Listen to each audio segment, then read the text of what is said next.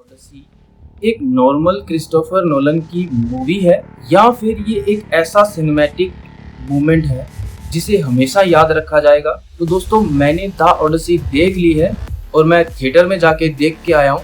इसको रिव्यू करने से पहले मैं एक बात आपको दावे से कह सकता हूँ, ये मूवी मोबाइल या लैपटॉप के लिए नहीं बनी, ये मूवी थिएटर के लिए ही बनी है। तो मेरा सजेशन आप लोगों से यही है कि आप इसको थिएटर में देखने जाएं। अब आपको मूवी देखने जाना है या नहीं जाना है, ये मेरा रिव्यू देखने के बाद डिसाइड करना।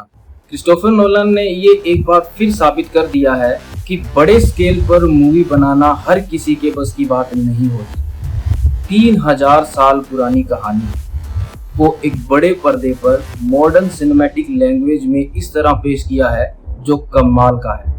ये सिर्फ एक माइथोलॉजिकल कहानी नहीं है, ये इंसान के डर, पछतावे, उम्मीद और घर लौटने की चाह भी दिखाती है। इस फिल्म की सबसे बड़ी ताकत इसके विजुअल एक्सपीरियंसेस है। फिल्म के बड़े और विशाल सेट इतने डिटेल और इतने क्लियर और इतने रियलिस्टिक लगते हैं, मानो आपको महसूस ही नहीं होता है कि आप कोई सीजीआई की दुनिया को देख रहे हैं। हर सेट, हर विजुअल मानो एक किरदार सा बन गया हो। और यही वजह है कि आईमैक्स में फिल्म का स्केल कई गुना बड़ा महसूस होता है। पूरी फिल्म आईमैक्स पर शूट हुई है और इसी में इसकी भव्यता सबसे ज्यादा उभर कर आती है। अब बात उस सीन की जिसको देखकर सच में मेरे रोंगटे खड़े हो गए। मैं बात कर रहा हूँ साइक्लोप सीक्वेंस की। जब स्क्रीन पर आता है तो सच में बहुत भयानक, बहुत डरावना, इतना बड़ा और इतना रियलिस्टिक लगता है।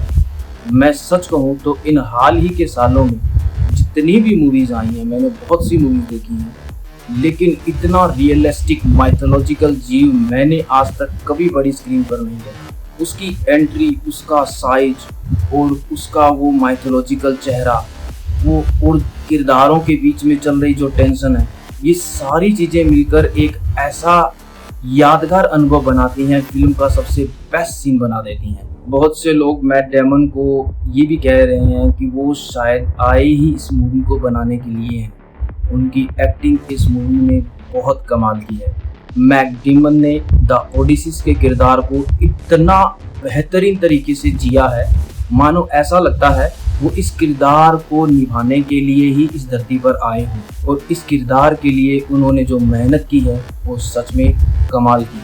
ओडिसियस के किरदार में युद्ध की थकान उसके चेहरे पर और अपने परिवार से मिलने की बेचैनी और हर मुश्किल से लड़ने का जज्बा उनके चेहरे पर 100% दिखता है। मेरी नज़र में मैट डेमन के किरदार, जो ओडिसियस का किरदार है, मुझे लगता है ये उनके करियर का सबसे बेस्ट परफॉर्मेंस है। और यदि किसी अवार्ड फंक्शन के अंदर या ऑस्कर के अंदर मैट डेमन का नाम सबसे ऊपर लिया जाएगा तो मुझे इस बात में कोई भी हैरानी नहीं होगी। बहुत से फिल्म क्रिटिक ने मैट डेमन के द ओडिसी के किरदार को फिल्म का सबसे इम्पोर्टेंट और सबसे पावरफुल किरदार माना है। फिल्म की स्टार कास्ट में टॉम हॉलैंड, एनी हैथवे और जेंडेया और रॉबर्ट पैटिसन ने अपने किरदार को बहुत अच्छे से निभाया है। अगर मुझे फिल्म की कोई और खूबी बतानी हो तो मैं कहूँगा इस फिल्म की रफ्तार। ये फिल्म करीब 3 घंटे की है, लेकिन मुझे कहीं भी 1 सेकंड के लिए भी बोरियत महसूस नहीं हुई। हर कुछ मिनट में नए खतरे, नई जगह, नया संघर्ष, नए इमोशनल मोमेंट कहानी को लगातार आगे बढ़ाते रहते हैं। लेकिन कुछ लोगों को ये रफ्तार थोड़ी अजीब भी लग सकती है, उन्हें शायद ऐसा लगे ये मूवी मुझे समझ नहीं आ रही है, लेकिन मुझे समझ आ गई थी। फिल्म का बैकग्राउंड साउंड फिल्म की तरह बहुत ग्रैंड है। कुछ सीन के अंदर बैकग्राउंड म्यूजिक सिर्फ एक म्यूजिक ही नहीं, मानो किरदार बन जाए। साउंड डिजाइनिंग, नोलन सर का डायरेक्शन और सिनेमेटोग्राफी और आईमैक्स का ये बड़ा स्केल इस मूवी को इतना शानदार बना देता है जो आपको हमेशा याद रहेगा।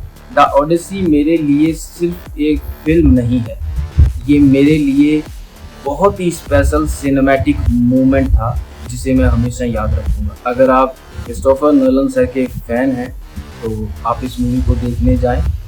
इस मूवी में हर चीज़ ग्रैंड लेवल पर है। फिल्म, कहानी, डायरेक्टर, बैकग्राउंड साउंड, हर चीज़, आईमैक्स का बड़ा स्केल मुझे लगता है ये मूवी आप लोगों को देखनी चाहिए। अगर आप लोगों ने ये मूवी देख ली है तो कमेंट सेक्शन में आकर जरूर बताना आपको कौन सा सीन फिल्म का सबसे अच्छा लगा।